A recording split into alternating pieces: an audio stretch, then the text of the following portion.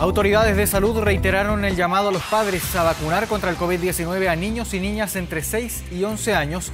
Esto en una nueva jornada de altas cifras de contagios que llegaron durante este viernes a 4.333 en la última jornada. La positividad también aquí en la región metropolitana aumentó a 11,31%. Para hablar sobre este tema y varios también relacionados a la pandemia nos acompaña Gonzalo Soto, Seremi de Salud de la región metropolitana. Seremi, muchas gracias por acompañarnos aquí en Canal 24 Horas. Buenas tardes. Buenas tardes, muchas gracias Marco por la invitación. Seremi, primero, ¿por qué se reitera este llamado a los padres a que vacunen a sus hijos de entre 6 y 11 años? ¿Cómo está la situación de la vacunación en general para niños en este rango etario? Está bajo el promedio que el resto de los grupos etarios. Efectivamente, el llamado a ellos, justamente como desde la Seremi de Salud hemos estado desarrollando distintas estrategias en la región metropolitana para poder potenciar en ese grupo etario la vacunación. ¿En qué consisten estas estrategias para potenciar la vacunación en este rango de edad? Bueno, hoy día justamente estuvimos en la Municipalidad del Bosque, estuvimos en la Escuela Paul Harris con la gente del CEFAM Aide Rojas y que de alguna manera mostrar cómo las distintas estrategias que estamos desplegando, en este caso que es un colegio, desde los distintos establecimientos de atención primaria en la región metropolitana se puedan complementar en el resto de las comunas. Es importante que hay operativos que se están haciendo en los colegios para poder hacer vacunación a la población escolar y de alguna manera quisimos aprovechar esa oportunidad para hacer el llamado también, pensando en que los niños que de alguna manera se tienen que vacunar contra el COVID en este tramo etario necesitan un permiso también de los padres y que de los mismos equipos locales nos han comentado que justamente es muy importante que eso se pueda estar dando de la mejor manera para que cuando va el equipo de salud a vacunar al colegio se aproveche esa oportunidad y no sea una oportunidad perdida y tenga que esperar otro operativo para que se puedan vacunar. Ahora, ¿cómo se logra también lograr convencer a los padres de que decidan o que estén a favor de vacunar también a sus hijos? Porque en muchos casos esto nos habla también sobre, por ejemplo, la cercanía con los locales de vacunación, porque es una estrategia que ya se ha implementado antes también, acercar la vacunación a los establecimientos, a los más pequeños también, pero ¿cómo se logra convencer al padre, a la madre, para que quiera vacunar a su hijo contra el COVID-19? Sí, yo creo que quizá el principal llamado es que confíen que justamente en este caso el Plan Nacional de Inmunización, tanto para el COVID como para la influenza y otras vacunas también que están en el Plan Nacional de Inmunización, son vacunas seguras, están probadas, tienen mucha trayectoria de alguna manera lo que es el Plan Nacional de Inmunización y en este caso las vacunas COVID han demostrado eficacia y seguridad.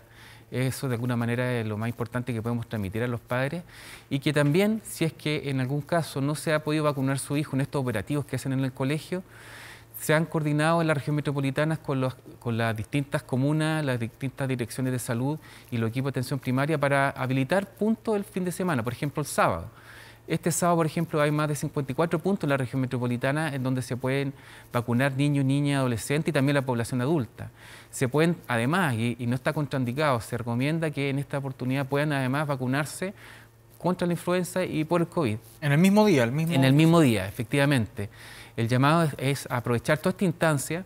Son además durante la jornada normal, de lunes a viernes, más de 200 establecimientos y puntos donde se pueden hacer la vacunación en la región metropolitana y también en muchas de las comunas también se hace la extensión horaria, o sea, después del horario de trabajo entre las 5 y las 8 de la noche. Entonces, efectivamente, está organizada la red, está organizada la región metropolitana con estos más de 200 puntos de vacunación, también con la extensión horaria y también los sábados en la mañana. Por eso el llamado es que están las condiciones para que puedan vacunarse. Además hay un stock suficiente en la región metropolitana, tanto para el COVID como para la influenza. Ahora, Seremi, ¿cuál es la importancia de vacunar a niños entre 6 y 11 años, considerando, por ejemplo, que son niños que están en etapa escolar, van al colegio muchos todos los días, en muchas ocasiones también en salas de clases con muchos más niños, en algunos casos más de 40 niños también, considerando también que se viene ya el invierno, se acerca el invierno, bajan las temperaturas, aumenta la circulación de virus estacionales también. ¿Cuál es la importancia entonces, considerando todos estos elementos, de vacunar a los niños de entre 6 y 11 años? Sí, es muy importante, muchas gracias por esa pregunta, porque hoy día uno de los mensajes que ha tratado de entregar la autoridad, tanto sanitaria en nuestro país, también como educacional, es el retorno seguro a las clases. Y para eso necesitamos que los niños estén protegidos. La circulación viral justamente en los colegios es alta, hay mucha afluencia de alumnos, profesores, comunidad escolar en el fondo. Y lo más importante es que podamos garantizar que el máximo número de personas estén inmunizadas de la comunidad escolar, tanto los profesores, y que en este caso hay una alta cobertura de vacunación, y también los alumnos. Con eso aseguramos que en el entorno, en la familia, podamos evitar los contagios. Hoy día, efectivamente, los niños y niñas hay una circulación que puede quizás ser más alta dado la aglomeración que sea en los colegios, los recreos. Por eso es muy importante que estén, ojalá, todos los cursos con el tope máximo de inmunización.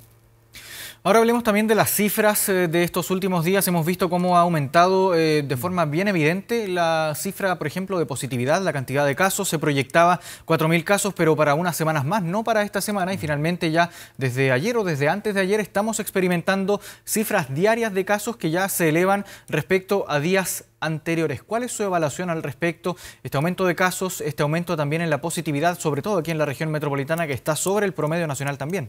Sí, efectivamente se ha visto una alza en la positividad. Para eso, justamente desde la región metropolitana de la Seremi de Salud, se han desplegado distintas estrategias. La vacunación ha aumentado entre la semana anterior y esta semana de 30.000 a 40.000 vacunación e inmunizaciones al día.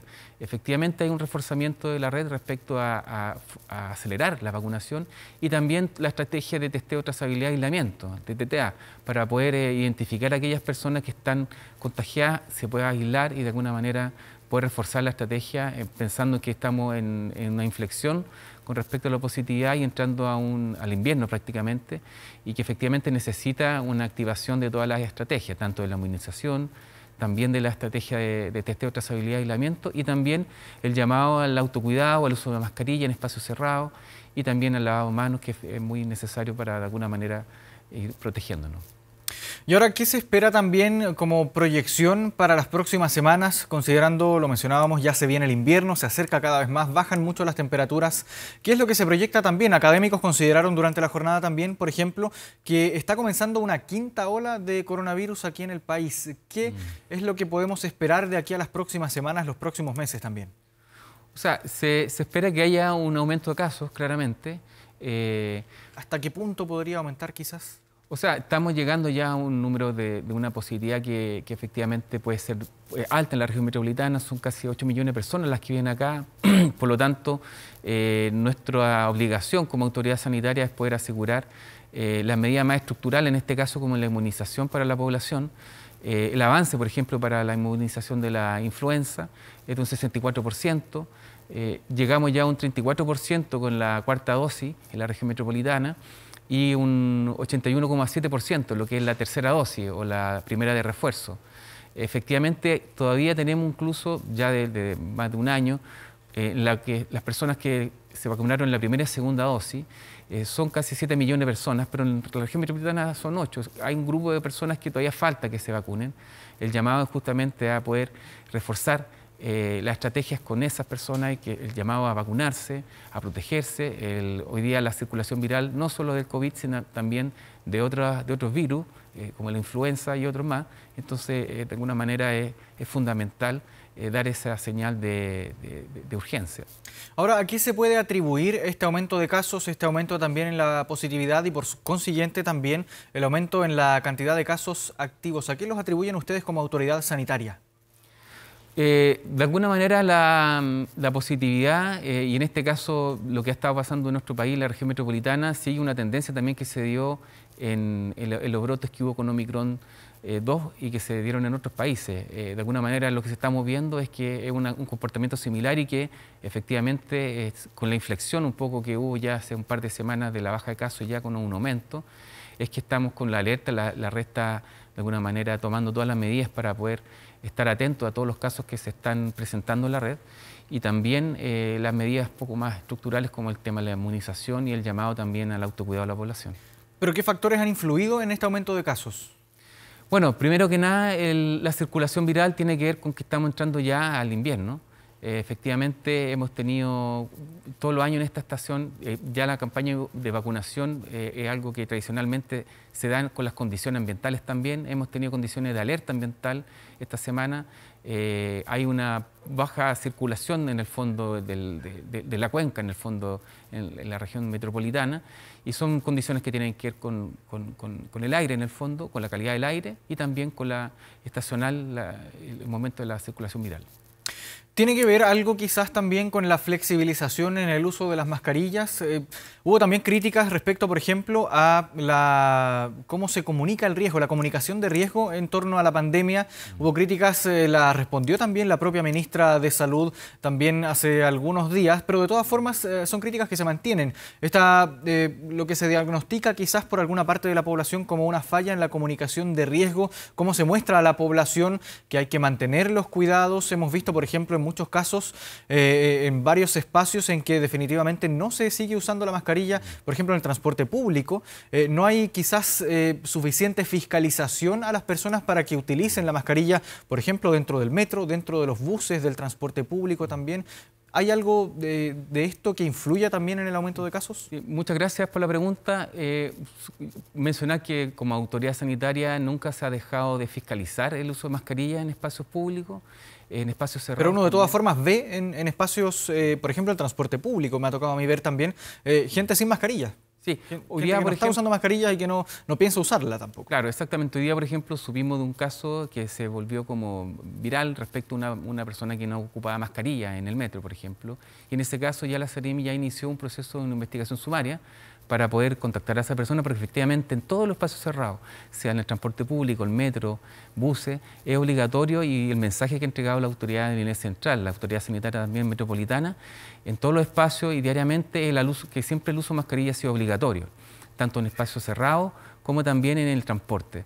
Eso es muy importante que la ciudadanía de alguna manera lo considere. También el uso en general de la mascarilla se ha visto que efectivamente se ha mantenido. Ahora, sabemos que solamente cuando estamos en una fase de bajo impacto sanitario, que es la fase verde, en espacio abierto está la excepción con más de 1 metro de distancia. Estuvimos con las autoridades en diversos parques, en establecimientos que efectivamente la gente sigue ocupando mascarillas, pero el llamado justamente a que eso no se deje. Estamos en espacios cerrados, es obligatorio hacerlo.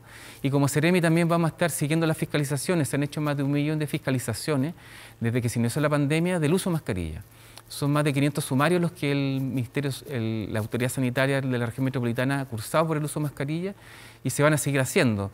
También el control, y algo muy importante, el control del pase de movilidad. Chequear que esté al día, que estemos inmunizados en los últimos 6 meses por alguna de las dosis del COVID, y eso de alguna manera también nos va a ayudar a tener un espacio de control de la pandemia también. ¿Se fiscaliza lo suficiente también el correcto uso del pase de movilidad? El pase de movilidad obligatorio en todos los pases cerrados, que de alguna manera sean eventos, que sean matrimonios, restaurantes, el cine. Nosotros con distintas organizaciones de eventos, por ejemplo, exigimos la entrega de la base de datos a las personas que entran, por ejemplo, a eventos masivos, y vamos chequeando el número de personas que efectivamente entran a estos establecimientos y están, por ejemplo, con el pase de movilidad al día. Lo comunicamos hace poco tiempo, por ejemplo, a Lollapalooza se le generó un sumario sanitario porque efectivamente no se cumplieron muchas las medidas de seguridad que se habían comprometido en el contexto de la autorización sanitaria para la medida del COVID. Y efectivamente estamos también como Seremi iniciando sumario sanitario a personas que asistieron, por ejemplo, a eventos y que habían tenido sintomatología positiva del COVID y que ponen en riesgo también el resto de la población. En ese sentido, la Seremi, tanto los equipos fiscalizadores, el equipo de jurídicas también de la Seremi, han llevado desde la pandemia más de 100.000 sumarios. Y efectivamente que están relacionados con el COVID, y que es importante de alguna manera que se puedan cumplir todas aquellas disposiciones. Volvamos a hablar también de las proyecciones. Hoy la región metropolitana en su totalidad está en la fase de medio impacto sanitario. De acuerdo a las proyecciones que ustedes manejan como autoridad sanitaria, ¿se prevé que en algún momento se pueda bajar incluso a la fase poco más restrictiva de este plan? Efectivamente, o sea, todas las comunas de la región metropolitana, las 52 han retrocedido a la fase de medio impacto. Hoy día eso limita muchas actividades, por ejemplo, la actividad de eventos masivos, se limita al 10.000 la cantidad máxima, y efectivamente si la situación sanitaria lo amerita, la autoridad a nivel central está monitorizando todas las provincias del país y todas las regiones. se puede volver justamente a una situación de una situación más restrictiva, que en ningún caso está considerado en estas 3 fases de la cuarentena de todas maneras.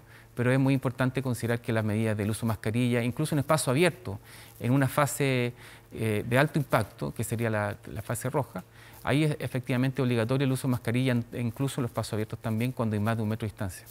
¿Y cómo podemos ver hacia las próximas semanas, los próximos meses, cómo va a ir evolucionando también la curva de contagios? Vemos hoy día que la tasa de positividad, al menos aquí en la región metropolitana, ya superó el 10%.